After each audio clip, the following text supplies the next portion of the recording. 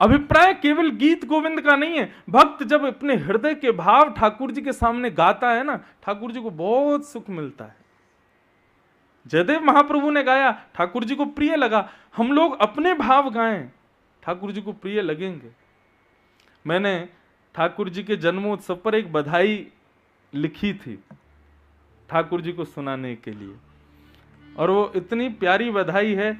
मैं इसलिए गा रहा हूं ताकि आप लोग भी, अब ये कथा कल विराम हो जाएगी, उसके बाद क्या करो, कल अपने दफ्तर जाओ, अपने दुकानों पे जाओ, अपनी जॉब वॉब जो भी करो, समय निकाल के कलम पत्र लेके ना ठाकुर जी के भाव रख करके, कथा तो सुनी है, कुछ लिखा करो और लिख के ठाकुर जी को गा के सुनाया करो। तो जन्माष्टमी थी, ठाकुर जी का जन्मदिन। अब सब बधाई मांग रहे हैं, हाथी मांग रहे हैं, घोड़ा मांग रहे हैं, जो जन्माष्टमी के प्रसंग में आता है, पालकी मांग रहे हैं, सोने चांदी मांग रहे हैं।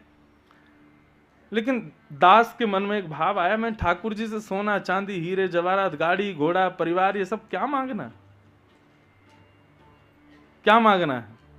तब एक भाव ठाकुर जी के लिए लिखा, बधाई में हे नाथ, बधाई में आप यदि मुझ को कुछ देना चाहो तो एक ही वस्तु दो। क्या? सब लोग गइयो मेरे पीछे। बधाई में दीजो श्री ब्रज धाम, बधाई में दीजो श्री ब्रज धाम। ये है ना बधाई बढ़िया।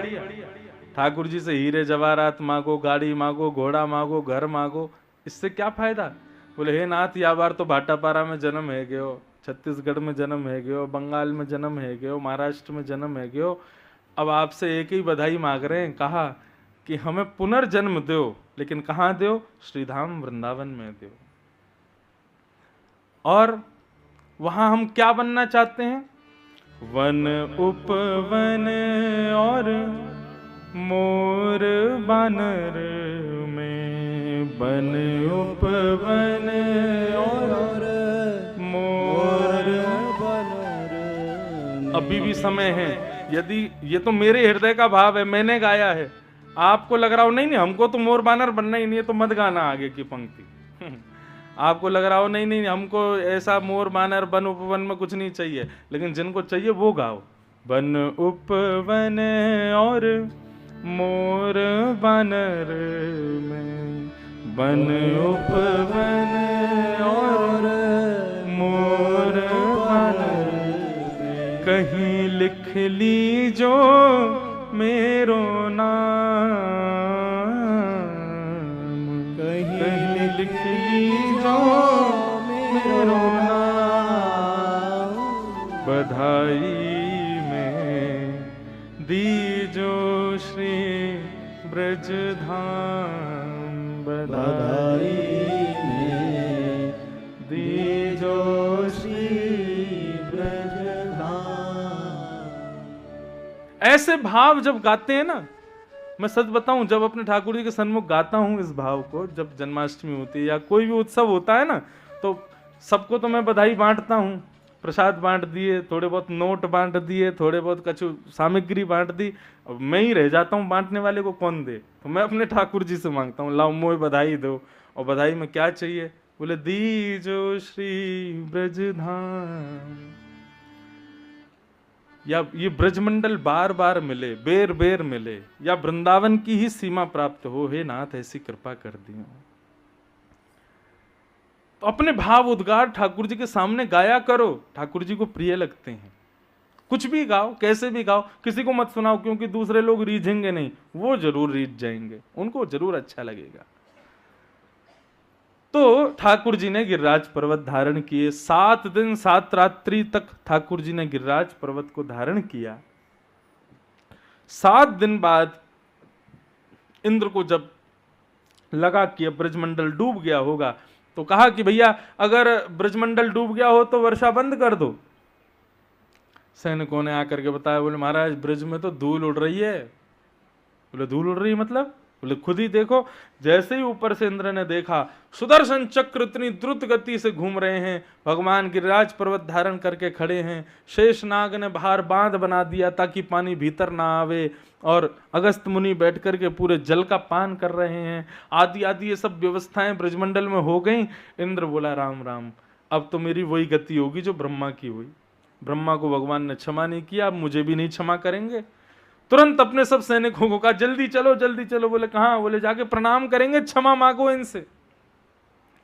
वर्षा जैसे ही बंद हुई, सब ब्रजवासी बाहर आए। ठाकुर जी ने धीरे से गिरिराज पर्वत को यथावत स्थान पर स्थापित किया।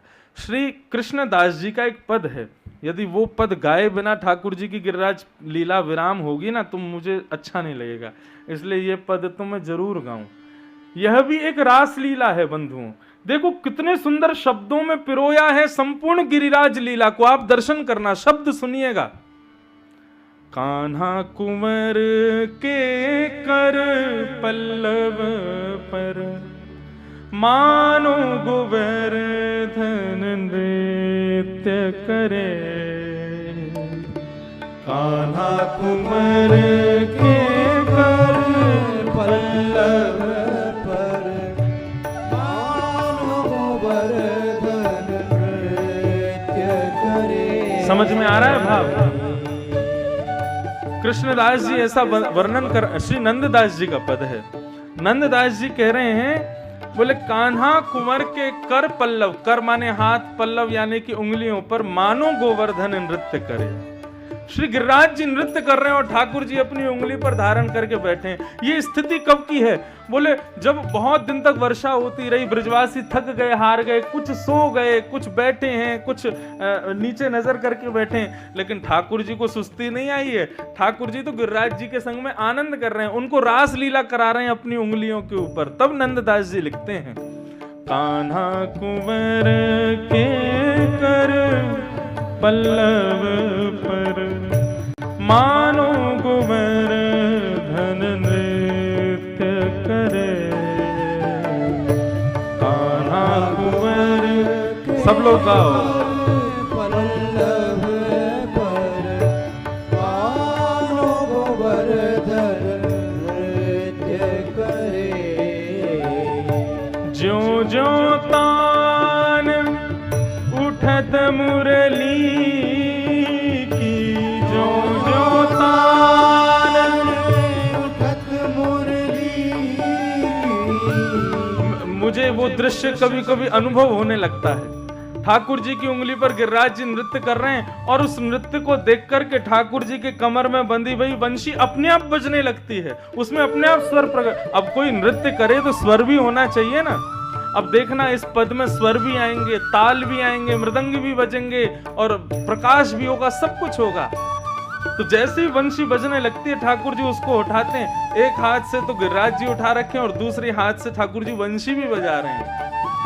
ज्यों ज्यों तान उठत मुरली की, ज्यों ज्यों तान उठत मुरली की। त्यों लालन अधर धरे मानो गोवर्धन नृत्य करे। कान्हा कुंवर के कर पल्लव पर मानो गोवर्धन नृत्य करे। अब वंशी बजने लगी, गिरिराज जी नृत्य कर रहे हैं, तो यह देख करके आकाश के बादल जब गरजते हैं आपस में टकरा करके, तो मानो जैसे वे मृदंग बजा रहे हो, ताल दे रहे हो गिरिराज जी को नाचने के लिए। आकाश के बादलों ने विचार किया, भैया भले इंद्र की आज्ञा मान के वर्षा तो कर रहे हैं, लेकिन नीचे का ये स्वरूप देख करके लग रहा है कि असमय में हमारी गर्जना ना हो, ऐसे समय पर गर्जना करो कि लगे कि ताल बज रही है। और उस ताल पर श्री गिरिराज जी नृत्य कर रहे हैं। आहा, मेघ मृदंगी मृदंग बजावत, मेघ मृदंगी मृदंग बजावे।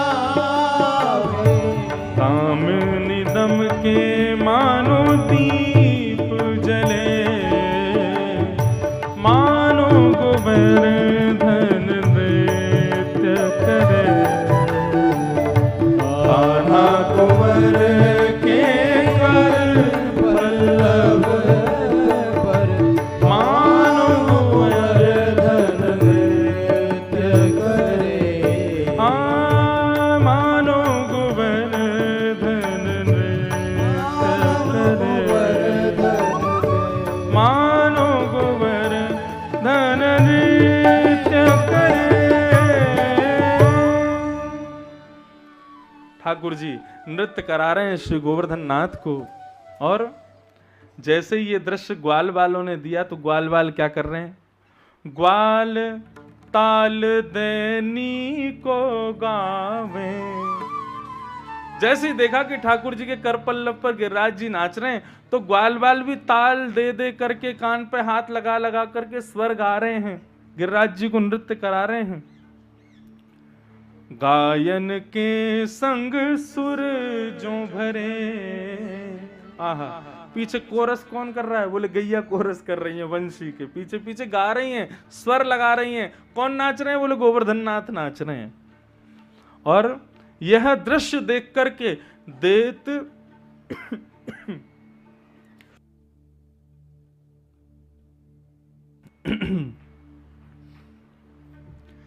देत आशीष सकल गोपी जन।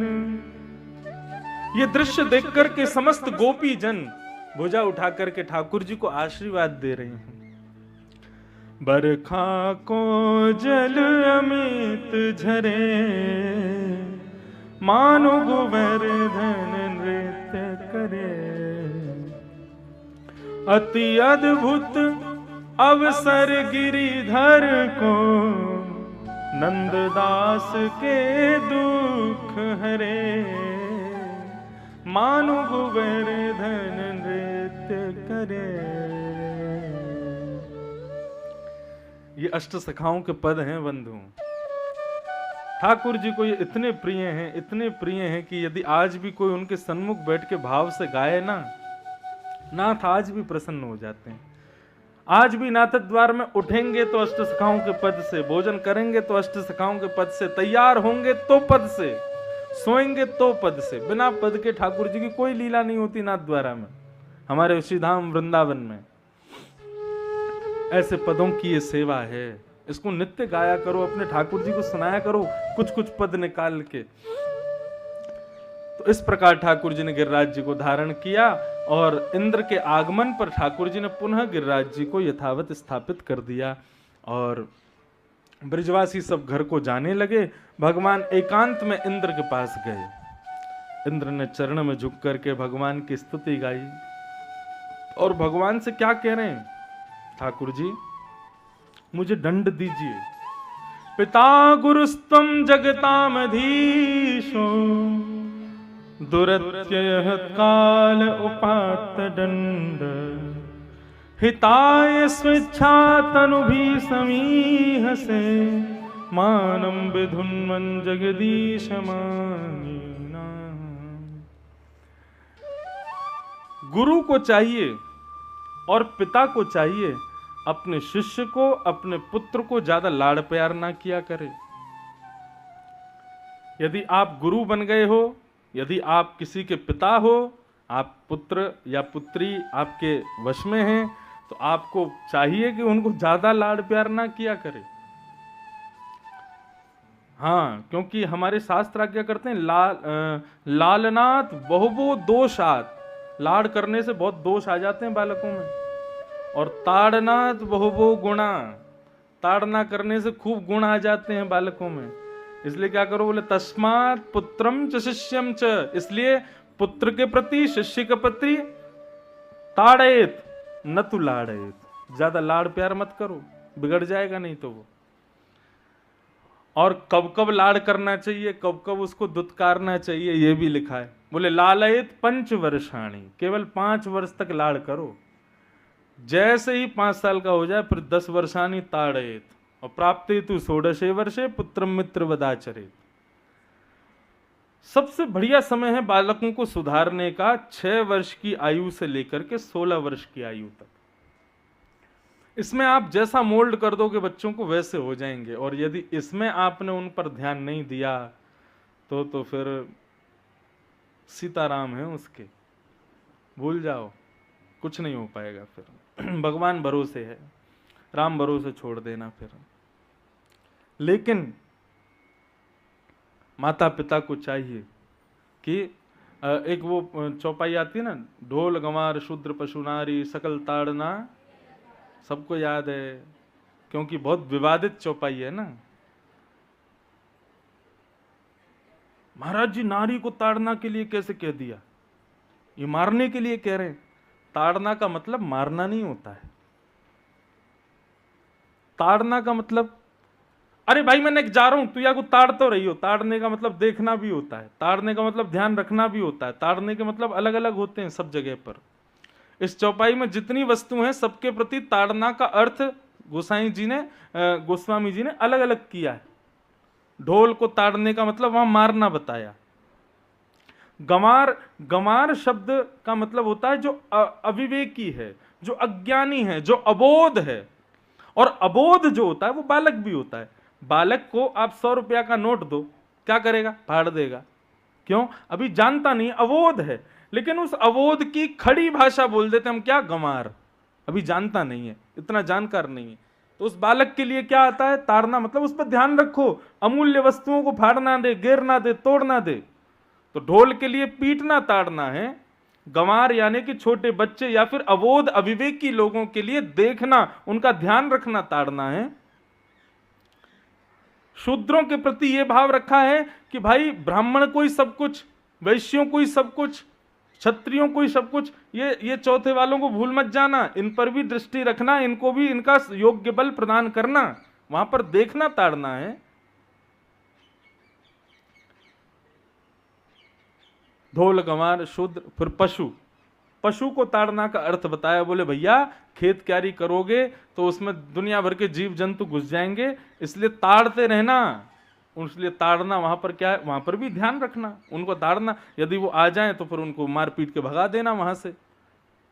मारना पीटना भी नहीं करो तो कभी कहीं कोई कुकर सुकर आ जाता तो हम आवाज ही कर देते हैं, ताली बजा देते हैं, हो कर देते हैं, भाग जाता। यही ताड़ना है।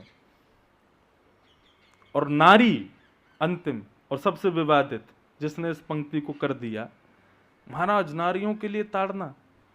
देखो श्रीमद् भागवत में वर्णन आता है, जब समुद्र मंथन हुआ था तो समुद्र मंथन में 14 रत्न निकले थे। उन 14 रत्नों में एक श्री लक्ष्मी है। लक्ष्मी यानी कि मातृशक्ति, नारी। लक्ष्मी नारी का स्वरूप है।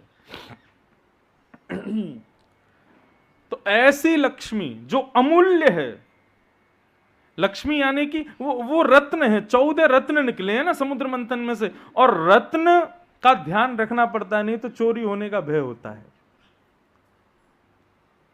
हीरे की परख जौहरी जानता है, और जो जौहरी नहीं है, जो हीरे की परख नहीं जानता, वो हीरा को कांच समझ करके किसी भी प्रकार में प्रयोग कर सकता है। इसलिए वहां पर रत्न स्वरूप है नारियां। उनके लिए गोस्वामी जी कह रहे हैं कि भाई उनकी ताड़ना करो, उनके मूल्य को समझो, उनके मूल्य को समझ करके उनको मूल्य के अनुसार उनको सम्मान प्रदान करो। वहां पर ताड़ना का अर्थ ये है। लेकिन केवल वही बात है ना, प्राचीन काल में भाई इतने विवेकी लोग होते थे कि संकेत में बात होती थी और सब समझ जाते थे। लेकिन अब आजकल के हम लोग इतने अविवेकी हो गए कि हमको अगर इशारे में कोई कुछ कह दे तो हम समझ थोड़ी पाते हैं। समझदार को इशारा काफी, इसीलिए समझदार के लिए हैं इशारे। ना समझ को बोलोगे वो कहेगा क्या हूं कर रहे हो। बेटा बाहर अंकल खड़े हैं, उनसे कह दो पापा घर पे नहीं है। तो बालक आगे बाहर कह रहा है पापा कह रहे हैं वो घर पे नहीं है। समझदार के लिए इशारे होते हैं, समझदार के लिए संकेत होते हैं। पहले लोग बड़े समझदार होते थे, इसलिए श्री वेदव्यास जी, श्री शुकाचार्य जी, श्री गोस्वामी तुलसीदास जी, नाभा जी, इन लोगों ने संकेतात्मक रूप से लिखा है सब कुछ भागवत आदि ग्रंथों में। आजकल व्यासों को अध्ययन करके, गुरुजनों से सुन करके, अपने संत जनों से प्राप्त करके फिर उसका विस्तारीकरण करके बताना पड़ता है। क्यों? तभी समझेगा सामने वाला, वो संकेत में नहीं समझ पाएगा। तो ये संकेतात्मक जो भाव होते हैं, उस भाव में गोस्वामी जी ने केवल ताड़ना शब्द कह दिया वहां पे। तो इसलिए भैया शिष्य को और बालकों को यदि सहज बनाना चाहते हो, अच्छा बनाना चाहते हो, तो ज्यादा लाड़ प्यार नहीं, थोड़ा बहुत ताड़ना भी करो। यहां पर इंद्र ने आकर के दंड का आमंत्रण किया और भगवान से कहा कि आप मुझे दंडित कीजिए भगवान, मैं आपका शिष्य हूं, आप मेरे गुरु हो। गुरु पिता गुरुस्तम जगताम अधीशो, आप पूरे जगत के गुरु हो, जगत के पिता हो, और पिता गुरु का तो अधिकार होता है दंड देने का, इसलिए भगवान मुझे दंड दीजिए। लेकिन भगवान इंद्र के इस भाव से प्रसन्न हो गए। भगवान बोले, इंद्र मैं तुमसे नाराज नहीं हूं, मुझे प्रसन्नता है। इतने में ही ब्रह्मा जी प्रकट हो गए। बोले क्यों? मैंने भी अपराध किया था, मुझसे तो आप बहुत नाराज हो गए, अभी तक क्षमा नहीं किया मुझे, और ये इंद्र ने अपराध किया, आप इसको मेरे पीछे से कह रहे हो कि मैंने तुझे क्षमा किया। ऐसा भेदभाव क्यों कर रहे हो भगवान? ठाकुर जी बोले, जिस क्रिया से वैष्णव मुझसे दूर होते हैं मुझे वो क्रिया प्रिय नहीं, और जिस क्रिया से सब मेरे समीप आते हैं वो क्रिया मुझे प्रिय है। ब्रह्मा तूने सबका हरण किया था और इंद्र की करनी से सब मेरे पास आ गए, 7 दिन तक सब मेरी शरण में रहे, इसलिए इंद्र की क्रिया से मैं दुखी नहीं हूं, मुझे प्रसन्नता है। लेकिन इंद्र अपने अभिमान को त्यागो और अपने कर्म का निर्वहन करो, जाओ। इस प्रकार ठाकुर जी ने इंद्र को क्षमा किया। गोवर्धन लीला पूर्ण हुई। हमारे ब्रज के एक महात्मा बड़ी सुंदर बात बताते हैं, इतना भाव उमड़ता है इस बात को सुनकर के ठाकुर जी के प्रति कि मैंने कहा महाराज जी एक बात बताओ, गिरिराज पर्वत धारण करके जब पुनः रख दिया उसके बाद क्या हुआ? सब लोग घर चले गए? बोले हाँ। मैंने कहा किसी ने ठाकुर जी से इतना भी नहीं पूछा कि लाला तेरे हाथ दुख गए होगो, दर्द है गए होगो, ने मालिश कर दें, ने क्या कुछ दबा दें? मैं ठाकुर जी 7 दिन ऐसे खड़े रहे, किसी ने पूछा नहीं।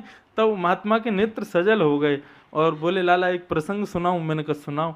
बोले जैसे ही ठाकुर जी ने गिरिराज जी नीचे धरे तो सबने आके ठाकुर जी के पाम छुए, सबन ने माला पहनाई, सबन ने वंदन कियो, लेकिन हाथ की चिंता केवल यशोदा को भई। और यशोदा जी ने लाला से कही, लाला तेरो हाथ दुख गयो होगो, हार गयो होगो, कौन सा तेल लगा दूं, कैसे तेरी मालिश कर दूं, कैसे अपने लाला को औषधि प्रदान कर दूं, कैसे मेरो लाला बिल्कुल स्वस्थ है जाएगो, ऐसा कहाँ करूं? बहुत सावधानी से सुनो। तो बंधुओं ठाकुर जी प्रत्युत्तर देते, मैया एक काम मैं बताऊं वो करेगी? बोले हाँ करूंगी। बोले मेरी हार एक ही चीज से दूर होगी। बोले कहा? तू अपनी गोद में बैठा के मुंह को अपना पयोधर पिलाए दे। मैया बोली लाला 7 बरस को है गयो तू, अब वो नहीं मानेगो? बोले मैया या तो मुझे पूछे मत कि मेरी पीड़ा कैसे दूर होगी, और यदि पूछ रही है तो यही उपचार है कि अपनी गोद में मुंह को लिटाए ले और अपने पयोधर को मुंह को पान करा दे। तो बाबा बता रहे, बोले 7 बरस के कन्हैया इतने बड़े गिरिराज पर्वत को धारण करके पुनः विराजमान करके यशोदा मैया की गोद में पौड़ गए और पौड़ करके यशोदा मैया के दुग्ध का पान करने लगे, पयोधर का पान करने लगे। बोले तब ठाकुर जी बोले हाँ मैया अब मेरी हार दूर भई है, अब मैं ठीक है क्यों? ऐसा वात्सल्य, ऐसा प्रेम उस परमात्मा का श्री यशोदा के प्रति। आगे लीला बढ़ी। गायों के संरक्षण के लिए ठाकुर जी ने गिरिराज जी उठाए, इसलिए गौ माता ने भगवान को जाकर के एक नाम प्रदान किया, गोविंद। ये गोविंद नाम भगवान का गायों ने रखा है। फिर भागवत के प्रसंगों में आगे एकादशी व्रत की कथा आती है। एकादशी का व्रत क्यों करना चाहिए? अभी आज चलो अब आगे प्रसंग में चलो, उससे पहले 2-3 दिन से प्रश्न पड़े, इनके उत्तर दे दें। महाराज जी बिना गुरु दीक्षा के एकादशी का व्रत कर सकते हैं क्या? गुरु दीक्षा से कोई भाव नहीं है। यदि आप ठाकुर जी को अपना किसी भी भाव से प्रियतम मानते हैं, सखा मानते हैं, ठाकुर जी के प्रति कोई भाव रखते हैं, तो एकादशी व्रत आप कर सकते हैं, उसमें ऐसा कोई भाव नहीं है, तो एकादशी व्रत किया जा सकता है। फिर एक बालक ने परसों तरसों एक प्रश्न बहुत सारे दिए थे। पहला प्रश्न है गुरु बनाने के क्या क्या गुण होने चाहिए? अब ये गुण गुरु में देख रहे हैं कि अपने पूछ रहे हैं, ये इसमें नहीं लिखा। पहली बात, गुरु में कभी गुण मत देखो। जिसकी आपने परीक्षा ले ली वो गुरु नहीं हो सकता। सती का परित्याग करने का केवल एक ही कारण था शिव का, कि उन्होंने रघुनाथ जी की परीक्षा ली। सती सीता का रूप धारण करके गई और रघुनाथ जी के सामने जाके खड़ी हो गई। जब ये दृश्य महादेव ने देखा तो अपने सती का परित्याग कर दिया कि तुमने मेरे गुरुदेव का, मेरे नाथ का तुमने परीक्षा क्यों ली? बहुत ध्यान से सुनो, सावधानी से। इसीलिए त्याग किया। तो पहली बात, यदि आप गुरु में कौन कौन से गुण होने चाहिए ये पूछ रहे हैं तो ये प्रश्न गलत है। गुरु में गुण मत देखो। गुरु में देखना है तो एक ही गुण देखो, गुरु का स्वभाव कैसा है। गुरु प्रभावशाली कितने हैं, चलते हैं तो कैसे लगते हैं, उठते हैं तो कैसे लगते हैं, बैठते हैं तो कैसे लगते हैं, तिलक कैसा लगाते हैं, चोटी कितनी मोटी रखते हैं, इन सब भावों में नहीं पड़ना है। सब लोग इधर देखो, इधर देखो, इधर देखो, पूतनाओं के चक्कर में मत पड़ो। सब लोग ध्यान से सुनो।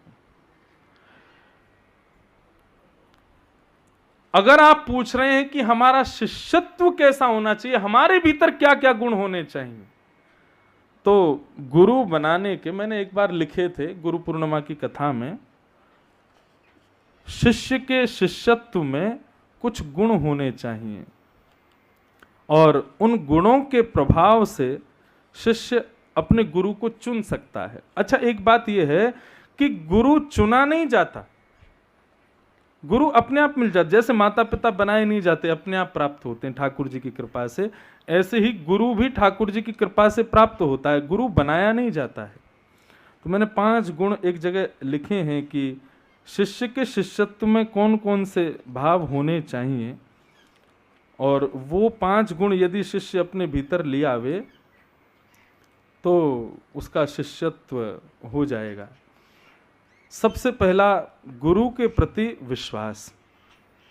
श्री सूरदास जी महाराज कहते हैं, भरोसो दृढ़ इन चरणन केरो, श्री वल्लभ नख चंद्र छटाबिन सब जग माही अंधेरो, भरोसो दृढ़ इन चरणन केरो। तो गुरु के प्रति सबसे पहला भाव कि गुरु के प्रति भरोसा रखो, वो जो कह दें उसको परम सत्य मान लो। एक कथा आती है कि एक व्यापारी था बहुत बड़ा, वो व्यापारी अपने पुत्र को समझा रहा था और डांटते हुए कह रहा था कि अगर तेरी जगह कोई गधा होता ना, वो इस काम को ऐसे कर देता और मरे हुए चूहे से भी धन कमा लेता। अपने पुत्र को डांटते हुए कह रहा था। अब ये बात किसी दूसरे बालक ने दूर खड़े खड़े सुन ली। इतना बड़ा व्यापारी, इतना धनवान व्यक्ति, इतना अनुभवी व्यक्ति अपने पुत्र से कह रहा है कि मरे हुए चूहे से भी पैसा कमाया जा सकता है। उसने उसकी बात को गुरु मंत्र मान करके अपने जीवन में उतार लिया। बोले कि अब इस पर संशय नहीं करना, ये इतने बड़े आदमी हैं, इतना इनका वर्चस्व है, तो ये कुछ कह रहे हैं तो सत्य ही कह रहे होंगे। जबकि वो केवल एक डांट के भाव से कह रहे थे, उसमें कोई बात नहीं थी, लेकिन उसका विश्वास इतना दृढ़ हो गया उनके प्रति, उसने मरा हुआ चूहा उठा लिया और उठा करके ये भी नहीं पूछा कि इससे धन कैसे कमाना है, चलता चला गया राह पर। चलते चलते चलते आगे से एक दूसरे सेठ जी आ रहे थे, उनकी बेटी साथ में थी, बेटी की बिल्ली संग में चल रही थी। बिल्ली बार बार खिसिया रही थी, क्यों? उसको भूख लग रही थी। तो बेटी अपने पिता से कह रही थी, मेरी बिल्ली बहुत भूखी है पिताजी, इसके लिए भोजन लो कहीं से। इतने में सामने से वो बालक मरा हुआ चूहा लेके आ रहा था। तो सेठ जी ने कहा, बेटा ये मरा हुआ चूहा लेके जा रहे हो, इससे तुम्हारा कोई काम? बोले नहीं, इससे मैं पैसा कमाऊंगा, एक सेठ जी कह रहे थे तो मैं लेके जा रहा हूँ। सेठ जी बड़े खुश हुए, उन्होंने 50 रुपया दिया। बोले ये रखो, अब ये ले लें हम? बोले हाँ ले लीजिए। 50 रुपये में चूहा दे दिया, बिल्ली खा गई, उसको पैसा मिल गया।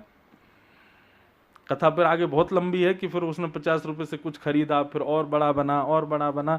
एक दिन वो बहुत बड़ा व्यापारी बन गया। तब उसने सोचा अपनी गुरु दीक्षा दे के आऊं, तो सोने का चूहा बनवा करके अपने गुरु जी को दे के आया। सेठ जी ने पूछा कि सोने का चूहा क्यों लाए हो? बोले कि महाराज जब मैं छोटा सा था ना, तो एक दिन आप अपने पुत्र को डांट रहे थे और कह रहे थे मरे हुए चूहे से कमाया जा सकता है। मेरी पहली कमाई आपकी इस बात से ही हुई थी, इसलिए आज मैं बहुत धनवान हो गया, तो आपको गुरु दक्षिणा देने आया हूं। तो गुरु के प्रति शिष्य के अंदर शिष्यत्व क्या होना चाहिए? पहली बात विश्वास, गुरु की वार्ता के प्रति, गुरु के चरणों के प्रति पूर्ण निष्ठा, उस पर संशय नहीं। गुरु जी कहते हैं रायपुर चले जाओ, तो ये मत पूछो रायपुर में जाना कहाँ है, करना क्या है, क्या कुछ नहीं। इतना भरोसा, इतनी दृढ़ता रखनी पड़ेगी गुरु के प्रति। पीपा जी का प्रसंग आता है श्रीमद् भक्तमाल में, जब श्री रामानंदाचार्य जी का दर्शन करने के लिए पीपा जी गए, तो जाकर के द्वारपालों से बताया, बोले जाकर के बता दीजिए महाराज, धीराज श्री पीपा जी महाराज, ऐसे करके लंबा चौड़ा नाम बताया। बोले राजा आए हैं, नहीं मिले रामानंदाचार्य जी। दूसरी बार गए तो अपनी उपाधियां छोड़ करके उन्होंने कहा कि पीपा आया है, ऐसा बताओ। तब रामानंदाचार्य जी समझ गए कि बोले भैया कोई वास्तव में अभी अपने अपनी अपनी प्रभुता को छोड़ करके आया है, तो वास्तव में मिलने आया है। प्रभुता तो छोड़ दी, लेकिन देखो तो सही मेरे प्रति दृढ़ता विश्वास है कि नहीं। तो रामानंदाचार्य जी ने शिष्यों से कहा जाकर के कह दो सामने कुआं, उसमें कूद जाए। अंदर से द्वारपाल आए, आकर के बोले सरकार ने आज्ञा दी है कि सामने कुआं है, उसमें जाके कूद जाओ। पीपा जी ने बिल्कुल विचार नहीं किया, दौड़ करके कूदने लगे। इतने में श्री रामानंदाचार्य जी वहां पर आ गए, आकर के रोका। बोले मैं ये देख रहा था तुमको विश्वास है कि नहीं। गुरु की वाक्य के प्रति, गुरु के वचन अटल कर मानो साधु समागम कीजिए, गुरु के प्रति सदैव विश्वास रखो। और बाकी जानने की जरूरत नहीं है, केवल विश्वास ही आपके भीतर आ जाए, आपके गुरु अपने आप मिल जाएंगे। दूसरा प्रश्न फिर है कि गुरु किसे बनाएं। प्रश्न एक प्रकार से वैसा ही है। गुरु, इसका मैं उत्तर दे चुका हूं कि प्रभाव जिसका दिखे उसको नहीं, स्वभाव जिसका मधुर दिखे उसको बनाओ। जिसके आगे आंख झुक जाए, हाथ जुड़ जाए, सिर झुक जाए, जिसकी बात पर बिना किसी प्रेशर के आप विश्वास करने लग जाओ, उसी को गुरु बना लो। गुरु मंत्र कब कब जपना चाहिए? जब जब हृदय में क्षोभ हो, और सुबह स्नान के बाद। या तो सुबह स्नान के बाद जब अपनी नियम आदि करो तब, या फिर जब जब हृदय में क्षोभ हो या जब जब आनंद हो तब तब गुरु मंत्र का स्मरण करो। गुरु अध्यापक, ईश्वर या अन्य हो सकते हैं, बिल्कुल हो सकते हैं। गुरु वही जो राह दिखावे। गुरु वो नहीं है कि गली गली में गुरु फिरे, हमसे दीक्षा लियो स्वर्ग जाओ चाहे नरक में, हमें लिफाफा दो। वो गुरु उचित नहीं है। गुरु कौन? जो सद्मार्ग बतावे। गुरु कौन? जो हरि से मिलावे। गुरु कौन? जो राह दिखावे। गुरु कौन? जो अंधकार मिटा दे, हृदय के संशयों को दूर कर दे, वो गुरु है। तो गुरु कोई भी हो सकता है। गुरु दक्षिणा कौन निश्चित करता है? दक्षिणा तो अपने हृदय के भाव से होती है। कोई उसमें ऐसा भाव नहीं है कि इतना दक्षिणा, जहां पर नियमित दक्षिणा हो कि यही दक्षिणा होनी चाहिए। देखो दो भाव होते हैं, या तो शिष्य अपने हृदय के भाव से दे, या फिर गुरु कोई आज्ञा कर दे। दोनों भाव से पूर्ण होनी चाहिए। वर्ष में गुरु दर्शन कब करना चाहिए? जब तुम्हारा मन करे। जरूरी नहीं है कि कोई, जैसे हमने क्या है कि भगवानों को बांध रखा है, मंगलवार के दिन हनुमान जी मिलेंगे, सोमवार के दिन शंकर जी मिलेंगे, तो बाकी के दिन एब्सेंट रहते हैं। अरे रोज रहते हैं। वो तो हम लोगों ने ऐसी वंदना बना ली है कि मंगलवार को हनुमान जी, सोमवार को ये, शनिवार को शनि देवता, ये वो फलाना। ये ऐसा कुछ नहीं है। ठाकुर जी तो हर वक्त विराजमान है। तुम्हारा भाव होना चाहिए। लोग कहते हैं मंगलवार को हम प्याज नहीं खाते, मंगलवार को हम ये नहीं खाते, बाकी के दिन खाते हो। क्यों? बोले मंगलवार को हनुमान जी का वासना। हाँ, बाकी के दिन तो हनुमान जी को बुरा लगता ही नहीं होगा तुम प्याज खा रहे हो। कैसी बात करते हैं लोग। तो वर्ष में गुरु दर्शन कर, वो जब मन करे तब करो। ठीक है। कितने प्रश्न थे? 1 2 3 4 5 6 प्रश्न। फिर आया है भक्ति पथ में बाधाएं क्यों आती हैं? क्या हम पद से दूर भी जा सकते हैं? प्रश्न के पीछे क्वेश्चन मार्क नहीं है। भक्ति पथ में बाधाएं क्यों आती हैं? कैसी बाधाएं? मैंने एक दिन शायद कथा में बताया, सुख और दुख हमारा मन निर्माण करता है। अब हम लोग प्योर वेजिटेरियन हैं, सब लोग शुद्ध शाकाहारी भोजन करते हैं। कभी कभी फ्लाइट में बैठे होते हैं तो हमारे बगल वाला, अभी जैसे विदेश जाते हैं तो वहां तो भाई पूछो ही मत, अब बगल वाला वो मांसाहारी है, मांस भक्षण कर रहा है। इंसान वो भी है, इंसान मैं भी हूं। श्वास वो भी ले रहा है, मैं भी ले रहा हूं। देख वो भी रहा है, मैं भी देख रहा हूं। खा वो भी रहा है, मैं भी खा रहा हूं। धन वो भी कमाता है, मैं भी कमाता हूं। लेकिन उसी मांसाहार में उसको सुख मिल रहा है, मुझको दुख मिल रहा है। मुझे कष्ट इतना ज्यादा हो रहा था कि मैं तो अपने पटका में इत्र वित्र लगा के ऐसे बैठ गया था। क्यों? उसकी दुर्गंधी नहीं सहन हो पा रही थी और बस ये कर रहा था प्रार्थना, हे नाथ बस मेरा को बमन नहीं हो और सब कुछ हो जाए। तो उसके बाद ऐसी स्थिति रखी कि वो फिर प्राइवेट बिजनेस क्लास में ही मैं आया। मैंने कि मैं नहीं बैठ सकता ऐसे बगल वाले लोगों में खा रहे हैं। क्यों? मुझे दुख है। अब ये मेरे मन का निर्माण है, उसके मन का निर्माण है कि उसको उसमें सुख मिल रहा है।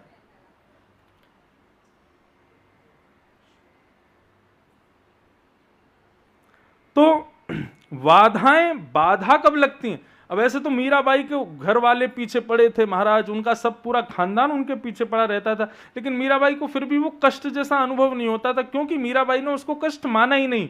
मीराबाई कहती है, विपदो नैव विपदा संपदो नैव संपदा विपद विस्मरणम विष्णु संपद नारायण स्मृति। बोले जिस विपत्ति को संसार के लोग विपत्ति कहते हैं, मैं उसको विपत्ति नहीं मानती, और संसार के लोग जिस संपत्ति को संपत्ति मानते हैं, मैं उसको संपत्ति नहीं मानती। तो बोले कृष्ण की याद जिस दिन नहीं आती वो दिन सबसे बड़ी विपत्ति वाला लगता है, और जिस दिन श्री कृष्ण की याद आती है उस दिन लगता है मैं सर्व संपन्न हो गई हूं, सबसे बड़ी संपत्ति मेरे पास है। तो बाधाएं तो संसार में आएंगी, इससे कोई नहीं बच सकता। यदि तुम सांसारिक बाधाओं के बारे में कह रहे हो वो तो आएंगी, और एक बात कह दें, जब आप ठाकुर जी के हो जाओगे तो कुछ ज्यादा ही आएंगी। क्यों? इसको इस तरीके से समझो कि क्लास में पढ़ने वाला कोई अच्छा बच्चा है, बहुत अच्छा पढ़ता है, बहुत अच्छे अच्छे प्रश्न हल कर देता है, तो टीचर कभी कभी क्या करता है, बाकी बालकों को जो प्रश्न दिए साधारण से, उसको थोड़े से और कठिन देता है, ताकि उसकी बुद्धि की और पराकाष्ठा समझे कि और अच्छी मेहनत कर रहा है कि नहीं। ऐसे ही ठाकुर जी संसार में सबको कष्ट देते हैं, लेकिन जो तिलक लगाते हैं, जो चोटी रखते हैं, जो बिल्कुल वैष्णवता में पूर्ण परिपूर्ण रहते हैं, ठाकुर जी का स्मरण करते हैं, ठाकुर जी कहते हैं ये इंटेलिजेंट वाला है, इसको थोड़ी और विशेष दो। देखे तो सही इस परिस्थिति से कैसे निकलेगा।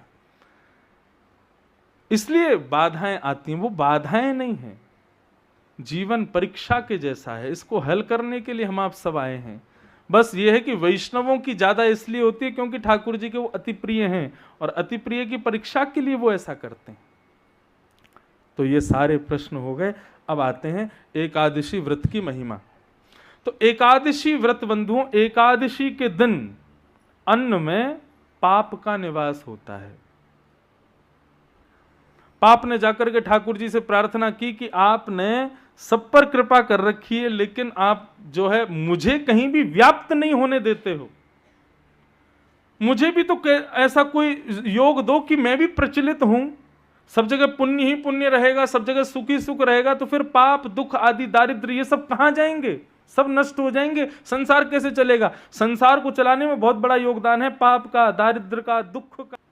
यदि व्यक्ति के जीवन में दुख नहीं आएगा ना, तो व्यक्ति आगे बढ़ने का प्रयास नहीं करेगा, उसको सुख में परिवर्तित करने का प्रयास नहीं करेगा, और दुख को सुख में परिवर्तित करने के लिए व्यक्ति कर्मशील होता है, और जब व्यक्ति कर्मशील होती है तब सृष्टि चलती है। दुख नहीं होगा तो कैसे चलेगी सृष्टि? पाप ने जाकर के भगवान से कहा कि भगवान मेरा पूरा परिवार और मैं, हम लोग तो बिल्कुल नॉन एम्प्लॉय हो गए हैं, हम पे तो कोई जॉब ही नहीं है।